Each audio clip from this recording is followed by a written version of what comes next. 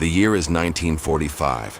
The sun rises over the Pacific, not with the promise of a new day, but with the haunting glow of a final dawn for the men, about to embark on a mission of no return. This is the untold story of the Kamikaze, warriors who chose honor over life in a desperate bid to save their homeland. Kamikaze, the spirit who never fears death. The early morning sun cast a golden glow over the battleship Yamato, which was quietly moored in the harbor. A gentle sea breeze brought the smell of salt, mixed with the smell of gunpowder left over from the previous night's training. On the deck, Colonel Takashi Fujiwara stood looking at the sky. His eyes were sharp, his face filled with determination. He was a young pilot who had just completed his kamikaze training.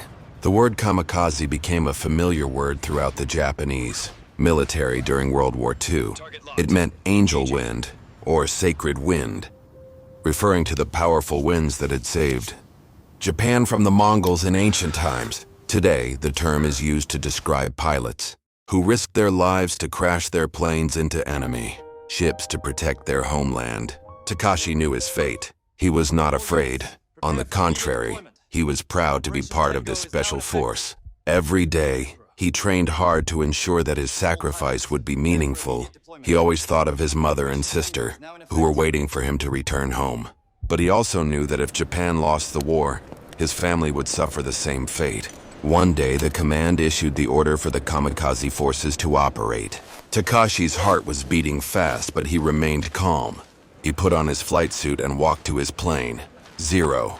In front of the plane, he saw several of his friends, all of whom were also kamikaze pilots. They smiled at each other, smiles full of courage and farewell. Before boarding the plane, Takashi looked to the east. The sun was rising, lighting up the sky in a crimson hue. He thought that this might be his last sunrise, but he had no regrets. He vowed to complete this mission. As the 0 took to the air, Takashi steered it toward the enemy U.S. fleet. He saw many of his friends' planes explode and die as they crashed into enemy ships. He knew it was his turn. He decided to target a large aircraft carrier.